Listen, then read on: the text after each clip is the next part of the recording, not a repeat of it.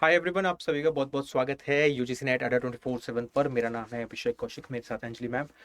NTA की वो गलतियां जो इस बार जून 2025 में देखने को मिली हमें, वेदर या तो फ्रेमिंग में मैम क्वेश्चंस में गड़बड़ हुई, यस। या ऑप्शंस में गड़बड़ हुई, या दोनों ऑप्शन सेम है, या फिर एक सबसे बड़ी गलती है कि आपने आंसर की में ही गलत दे दिया है। और कुछ कुछ क्वेश्चंस में वर्डिंग ही गलत यूज करी गई है जी, जिनका मीनिंग ही कुछ और बन रहा है, तो that doesn't make any sense. तो एक बार देखते हैं क्या क्या गलती है, और अगर आपके पेपर में ऐसी गलती थी तो आप कमेंट सेक्शन में भी बताना जरूर।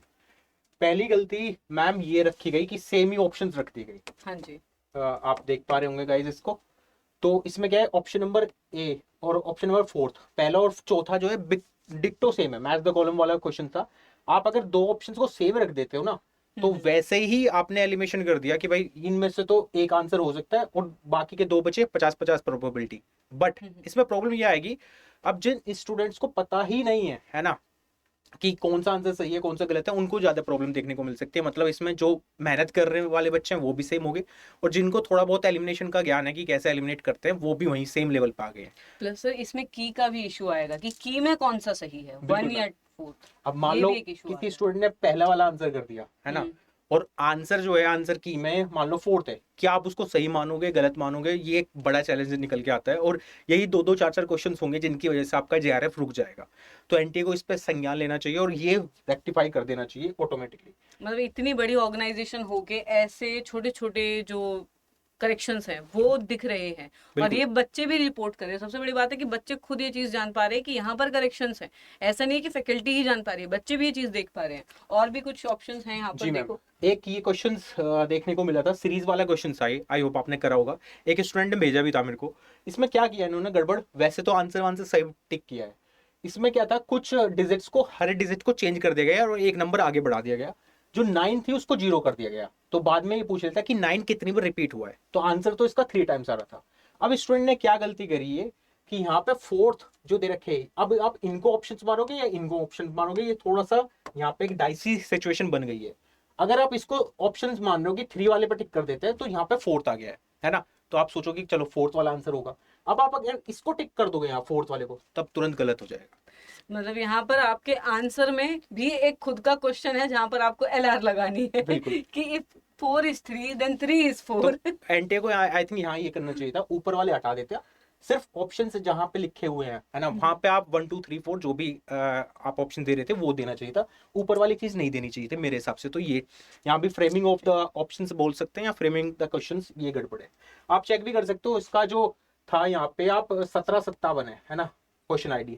1757 का जो आंसर एनटीए ने दिया है वो फोर्थ दिया है ना, यानी कि फोर्थ पे तो ठीक है, बट बच्चों ने तो इसके हिसाब से कर दिया कि फोर्थ का 4 आएंगे, लेकिन 3 ही आ रहे उसमें। और टेक्निकली यहाँ पर सॉल्व भी हो रहा था कि 4 पे 3 लिखा था, जी मैम। इसीलिए 4 यहाँ पर सही आंसर था। To be correct. Very clear. तो बट ये क्वेश्चन अपने आप में, इसके आंसर में भी एक क्वेश्चन था जो आपको वहां पर सॉल्व करना था, तो दिस इज बिल्कुल, नॉट समथिंग जो करना चाहिए बच्चों के साथ। ये छोटी छोटी अननेसेसरी गलतियां कंफ्यूजन हैं है। जिसमें गड़बड़ हुई है। एक, अननेसेसरी कंफ्यूजन। जी मैम, एक ये इंग्लिश का क्वेश्चन आया है, तो इसमें आपने स्पेलिंग इधर उधर कर दी है। हालांकि मेरे हिसाब से जब एनटीए इतनी बड़ी ऑर्गेनाइजेशन है, इतने सारे एग्जामिनेशन कंडक्ट करता है, तो ये छोटी छोटी मिस्टेक्स नहीं होनी चाहिए क्वेश्चंस में, क्योंकि बच्चों का पीस ऑफ माइंड बिगड़ जाता है। एक ही क्वेश्चंस में अगर गड़बड़ कर रहे हो आप, वो कंफ्यूज हो जाता है, वो उसको डाउट आने स्टार्ट हो जाते हैं, सेल्फ डाउट कि यार ये सही भी है गलत है। जैसे कि यहाँ पे देखो, जॉनसन की स्पेलिंग इन्होंने गलत लिखी, JONSON आना चाहिए था। एक वर्गिल की एक, पता नहीं क्यों बच्चे यहाँ पे कंफ्यूज ही हुए होंगे, उसके अलावा तो कोई ऑप्शन दिख नहीं रहा मेरे को, है ना। ये छोटे छोटे गलतियां, ये नहीं होनी चाहिए थी। मैम एक चीज और आई है, ये ज्योग्राफी का क्वेश्चन है मैम। इसमें इन्होंने क्या किया कि ऑप्शंस दे दिए, स्टेटमेंट दे दिए, ये पूछ लिया, और सही कौन सा है वो पूछा था, लेकिन नहीं। ऊपर पूछा था नहीं वाला। हाँ। लेकिन ऑप्शंस यहाँ पे कौन सा सही होगा, जो नहीं है नोट वाला, वो पूछा गया था।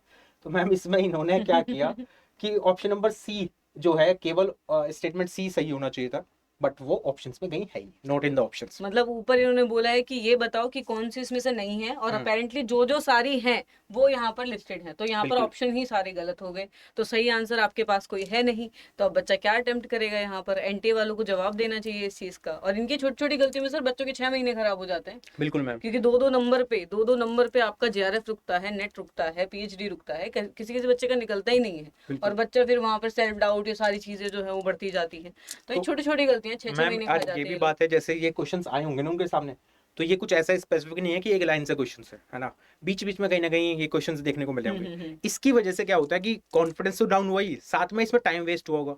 बच्चे ढूंढ रहे होंगे ऑप्शन सी है नहीं, वो सोच रहे होंगे क्या पता दूसरा आंसर हो, उसकी वजह से टाइम वेस्ट होने की वजह से आगे के क्वेश्चंस में प्रॉब्लम आई होगी आपको। तो ये सब हरकतें नहीं होनी चाहिए थी मेरे हिसाब और से की मैम। में सही आंसर ना देकर फिर ये आंसर की भी रिलीज कर देते हैं।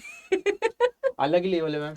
एक ये दोबारा से एक क्वेश्चन देखने को मिला जिसमें कि इन्होंने सही उत्तर चुनना था और मैच द कॉलम वाला था, और ऑप्शन नंबर 1 और ऑप्शन नंबर 3 को अगर आप देखोगे तो बिल्कुल डिक्टो सेम रख दिया दोबारा से, है ना। इसकी क्वेश्चन आईडी है 7427। 7427 ये क्वेश्चन आईडी है ना। और इसमें बच्चा क्या चूज करेगा, वही दोबारा से सिचुएशन आ गई है सामने।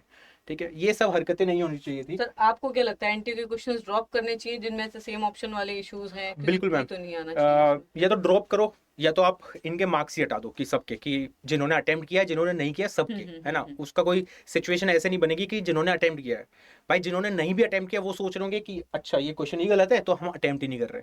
कुछ बच्चे अटेम्प्ट करके भी आए होंगे कि ए और सी में से चलो कुछ ना कुछ मार देते हैं, है ना। तो ये सबको मार्क्स मिलने चाहिए मेरे हिसाब से, तो या फिर सबके आप डिडक्ट करो, डिडक्ट करो। तभी एक सिचुएशन राइज होगी। एक ये क्वेश्चन था मैम कॉमर्स का, तो इसमें क्या हुआ, इसमें मैच द कॉलम वाला था। क्वेश्चन आईडी है 3690। ठीक है, आप कॉमर्स वाले जितने स्टूडेंट्स उसको वेरीफाई करना। इसमें जो करेक्ट आंसर आपको बताना था, इसमें एनटीए ने दिया है 3, ठीक है, बट आंसर आ रहा है 1। तो ये भी एक सिचुएशन बन गई है दोबारा से।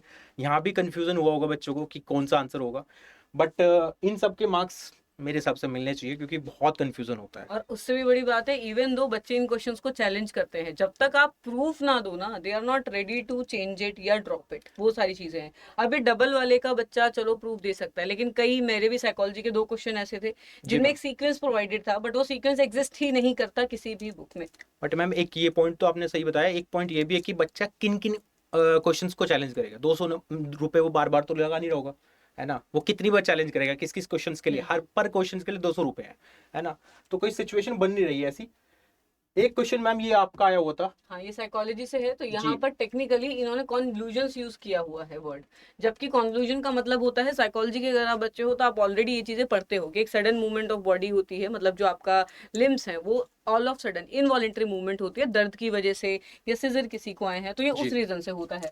तो यहाँ पर इन्होंने कॉन्क्लूजन लिखा हुआ और टेक्निकली इन्होंने पूछा हुआ कॉन्वोल्यूशंस, ठीक है। और कॉन्वोल्यूशंस होते हैं गायरियन सर्कस, जो बेसिकली ब्रेन के अप्स एंड डाउन्स वाले पार्ट होते हैं। तो ये लिखना चाहिए था, लिखा इन्होंने कॉन्क्लूजन है जो सडन अनकंट्रोल मूवमेंट होती है आपकी मसल्स की। तो इज इट जस्टिफाइड? बिल्कुल मतलब क्या वर्ड है और क्या पूछा जा रहा है? कोई सेंस नहीं बन रही है ना ये सब चीजों की। इससे बच्चा कंफ्यूज ही होगा और वही सेल्फ डाउट वाली स्थिति बन जाएगी दोबारा से, है अग्रीड ना। Sir, agreed. तो कोई सेंस नहीं था। ऐसे ऐसे हर एक शिफ्ट में देखने को मिलेगा, हर पेपर में पेपर 2 देख लो, पेपर 1 देख लो, हर देखने में आ रहा है कि यार कहीं आप ऑप्शन सेम रख दे रहे हो, कहीं आप आंसर ही गलत आ रहा है, वो तो अलग ही लेवल का गेम है ना। कहीं इस तरह के की वर्ड्स में ही खेल गए हो आप। मिस स्पेल्ड भी बहुत सारे देखने को हाँ, मिले, हाँ, हाँ। है ना, कि आपने स्पेलिंग ही गलत लिख दिया, जैसे अभी मैंने जॉनसन की बताई, है ना। तो इवन 4-4 5-5 क्वेश्चन हर पेपर 2 में चैलेंजिंग है। जी मैम। तो अब ये भी सिचुएशन राइज होती है कि क्या बच्चा पर क्वेश्चंस के लिए 200 रुपए देगा, क्या वो 1000 रुपए ऐसे ही भरता रहेगा। एक नेशनल एजेंसी होकर ये हरकतें, मतलब इससे ज्यादा लेवल अप तो कोचिंग इंस्टीट्यूट्स का है, इससे ज्यादा तो बिल्कुल फैकल्टीज का है, जितना ये नेशनल टेस्टिंग एजेंसी नहीं करवा पा रही जो इतने टेस्ट कंडक्ट करा रही है। What's the point of having a national testing agency जब उसके काम ऐसे हैं? क्यों रखनी है ये चीजें? बिल्कुल। तो ये एनटीए को एक संज्ञान लेके इस पे एक नोटिस निकाल देना चाहिए पहले तो। और जितने भी भी क्वेश्चन आपके, हमारे पास? जी मैम यही थे। बाकी और भी क्वेश्चंस अगर हमें मिलते हैं वैसे तो हम आपके लिए ले आएंगे वैसे तो। कुछ आपके पेपर में अगर ऐसा कुछ क्वेश्चंस आ रहा है तो वो कमेंट सेक्शन में जरूर बताना हमें, है ना। हाँ, सो भेजना दैट ये वीडियो एनटीए तक पहुंच जाए और वो संज्ञान लेके एक नोटिस निकाल दे, सो दैट बच्चे फालतू में पैसे वेस्ट ना कर रहे हो चैलेंज के नाम पे कि ये भी चैलेंज कर लेते हैं, ये भी चैलेंज कर लेते हैं, है ना। और जिस हिसाब से आपको पता ही है कि हमारा जिस हिसाब से एंटी रिपीट करता है, तो एंटी वीडियो देख रहा है अभिषेक सर की भी और तो मेरी भी। तो ये है। बाकी जितने भी स्टूडेंट हैं अभी प्रिपरेशन कर रहे हैं और जून में उनको तो लग रहा है कि थोड़ा बहुत सर डाउन ही गया है, उतना अच्छा पेपर गया नहीं है, किसी भी सब्जेक्ट का आपका, तो अभी क्लासेस भी स्टार्ट हो जाएंगी आपकी। 7 जुलाई से पेपर 1 की क्लासेस स्टार्ट हो गई हैं, पेपर 2 भी रेस्पेक्टिव डेट में आपकी स्टार्ट हो रही हैं। तो जाओ दिसंबर के लिए तैयारी स्टार्ट कर दो। अगर आपको थोड़ा बहुत भी संशय में हो कि यार नहीं हो पाएगा सर, काफ़ी डिस्टेंस है मतलब कट ऑफ से जितना हम सोच रहे हैं, आसपास भी हम लाई नहीं कर रहे हैं, बहुत सारी सिचुएशन की वजह से पेपर बिगड़ता है ना। ऐसी सिचुएशन भी आती है जो मैंने अभी आपको दिखाई है। जैसे आप 100% श्योर होते हो कि यही आंसर सही होगा, लेकिन अपेरेंटली वो ऑप्शन में ही नहीं है, तो बिल्कुल आपका आंसर कहाँ से सही होगा? दैट तो एमसीक्यू है, कोई सब्जेक्टिव तो है नहीं कि हम अपने मन से अपना आंसर लिख सकते हैं। तो वो बिल्कुल भी हमारे पास ऑप्शन नहीं है, मतलब हमारे पास लिमिटेड ऑप्शंस और उसमें सही आंसर है नहीं, तो वहां पर आपको भी सेल्फ डाउट क्रिएट होता है कि जो मैंने पढ़ा वो सही पढ़ा कि नहीं पढ़ा। तो ये एक क्वेश्चन मार्क आता है हमेशा ना दिमाग में। तो ये सारा लॉन्ग टर्म में बहुत ज्यादा इफेक्ट करता है बच्चों को। अभी शॉर्ट टर्म में इतना पता नहीं चलता, लॉन्ग टर्म में फिर एक वो सेल्फ डाउट आ जाता है। जब भी आप क्वेश्चन अटेम्प्ट करने चलोगे, आप सोचोगे कि कहीं मैं गलत तो नहीं कर रहा। एक क्वेश्चन ऐसा आएगा और आपका पूरे पेपर में उसका जो है इफेक्ट आपको कैरी फॉरवर्ड होता हुआ दिखेगा। This happens. तो एनटीए ऐसी गलतियां करना अफोर्ड नहीं कर सकता, being a national testing agency. और हम सारे ही फैकल्टीज, पूरा अड्डा 24/7 की टीम आपके साथ है इन चीजों में। आप लोग चाहो तो चैलेंज करो, ठीक है, और हो सके तो ये वीडियो अगर एनटीए तक जाती है तो एनटीए खुद समझेगा कि कहाँ कहाँ पर हम गलत हैं। एटलीस्ट प्रूफ रीड करके किसी भी क्वेश्चन को आप पब्लिश करो, ठीक है। 6 महीने में एक पेपर कंडक्ट करते हो आप, तो कम से कम 6 महीने में 1 महीना पहले पेपर बना के उसको रीड ही करवा लो 2-4 जगह से। बिल्कुल मैम। हमें ही भेज दो, हम ही बता देंगे। तो ये क्वालिटी चेक का एक क्यूसी का मामला निकल के आता है, और इससे बच्चों का साइकोलॉजिकल इम्पैक्ट बहुत आता है कि बहुत वो डिप्रेस हो जाते हैं, वो वैसी सिचुएशन में पहुंच जाते हैं कि अब क्या करें, है ना। एक एक दो दो 4-4 नंबर से बच्चों का रह जाता है हर बार। तो मेरे हिसाब से एनटी को इस पर संज्ञान लेके और जल्दी से जल्दी एक नोटिस निकाल देना चाहिए।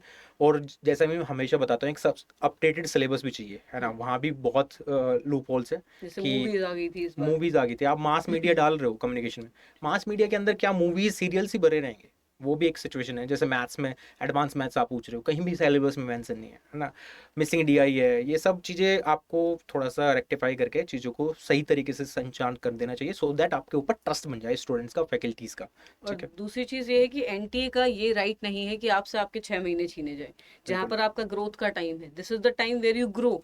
आगे अगर बढ़ना है आपको, इस टाइम पे आपके 6 महीने अगर एनटीए कॉस्ट कर रहा है, तो दिस एजेंसी डजंट, मतलब उसका वो लेवल ही नहीं है कि वो काम उस तरीके से करे। फिर तो ये सारे जो फंक्शंस हैं यही उनसे हटा दो, क्योंकि कोई लॉजिक नहीं बन रहा। बच्चे का तो 6-6 महीना जा रहा है ना, आपका क्या जा रहा है? आपका कुछ नहीं जाता। आप बिल्कुल फिर आओगे, फिर कंडक्ट कराओगे, फिर अगर आपका लीक होता है कोई पेपर, जैसे दो उसमें हो गया था जून में पिछली बार, जी मैम। तो अगर कोई पेपर लीक होता है तो आप तो रिकंडक्ट करा दोगे।